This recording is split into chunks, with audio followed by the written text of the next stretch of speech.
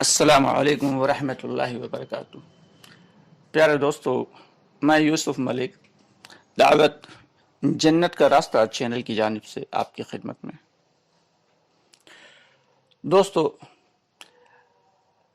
حضرت اورنگزیب رحمۃ اللہ علیہ کے زمانے میں ایک مجذوب صفت آدمی تھا، سرمد۔ یہ ہر وقت عشق الہی میں غلطاں و پیچاں ادھر ادھر پھرا کرتے۔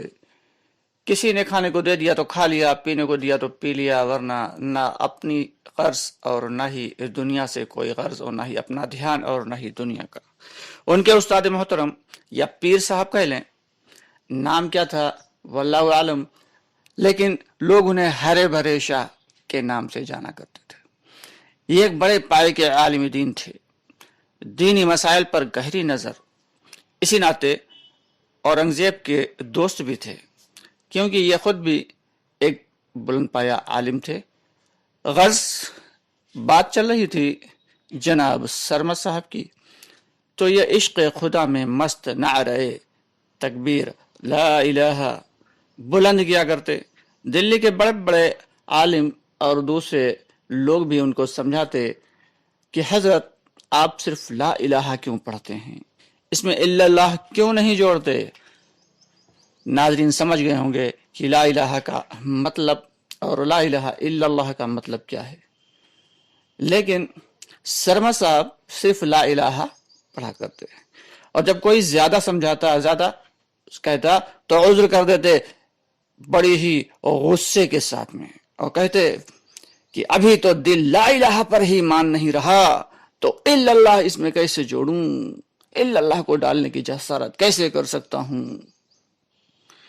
ایک دن بادشاہ سلامت ایک مسجد میں نماز ادا کرنے پہنچے، وہیں پچھلی سمت میں سرمد صاحب بھی موجود تھے۔ جیسے ہی امام نے نیت باندھی، پیچھے سے سرمد صاحب بولے، جو نیت اس امام کی وہ میری جتی کے نیچے۔ نماز ختم ہوئی، کرنے لگے لوگ ان کو لان تان، تمہیں شرم نہیں آتی، نماز ہو رہی اور تم امام کی نیت کو جوتے کے نیچے کر۔ کل ملا کر جب زیادہ لوگوں نے انہیں گالیاں دیں تو کہنے لگے کہ مجھے مت سناؤ، جاؤ اپنے امام کو بلا کے لاؤ۔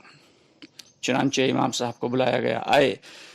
سرمد صاحب نے کہا، کیا آپ کے دل میں یہ خیال نہیں آیا تھا کہ آج بادشاہ سلامت نماز پڑھنے آئے ہیں ہمارے پیچھے، تو آج بہت اچھے سے نماز پڑھاؤں گا۔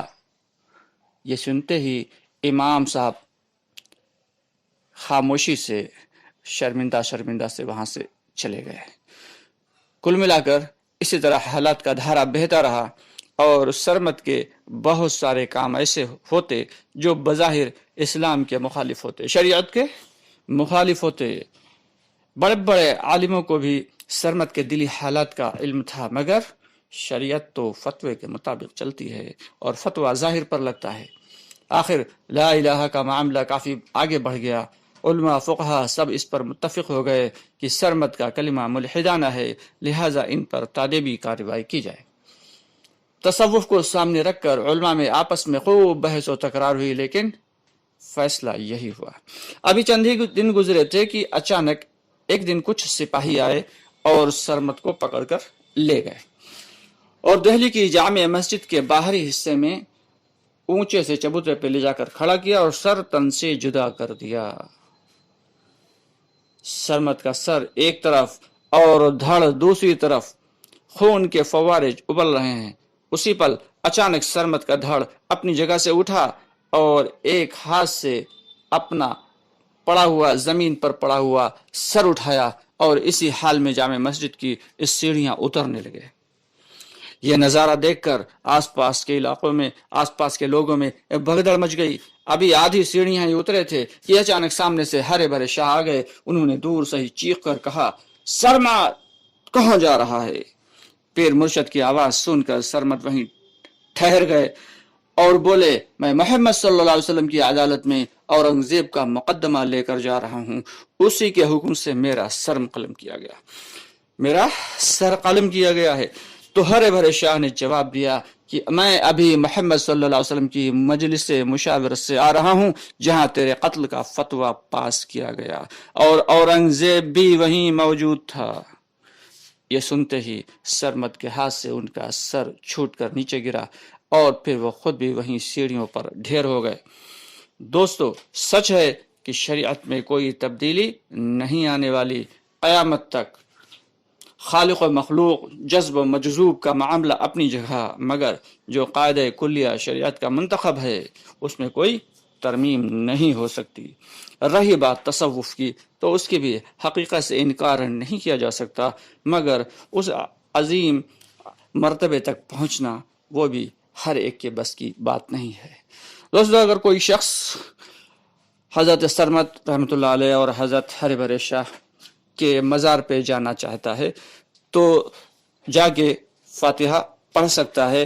ان کے دونوں کے مزار دلی کی جامع مسجد میں جو شاہجہانی دروازہ ہے اس کے ٹھیک سامنے سڑک کے کنارے دونوں کی مزار بنی ہوئی ہے۔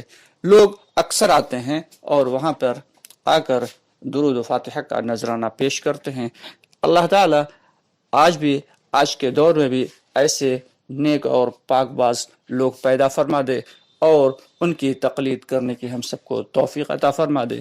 اللہ سے یہی دعا ہے، اللہ ہم سب کو بھی نیک اعمال کی توفیق عطا فرمائے۔ ماہ رمضان کا مبارک چل رہا ہے دوستو، اس مبارک مہینے میں زیادہ سے زیادہ اللہ سے دعا کریں اور اپنے لیے اور اپنی اولادوں کے لیے اور پوری امت مسلمہ کے لیے ہدایت کے لیے دعا کریں۔ اللہ ہم سب کا حامی و ناصر ہو۔ السلام علیکم ورحمۃ اللہ وبرکاتہ۔ دوستو، چلتے چلتے آپ سے تھوڑی سی گزارش یہ ہے کہ ہمارے چینل کو سبسکرائب کر لیں اور ویڈیو کو لائک اور شیئر کر لیں تاکہ دوسروں تک بھی دین کی بات پہنچ جائے۔ فی امان اللہ۔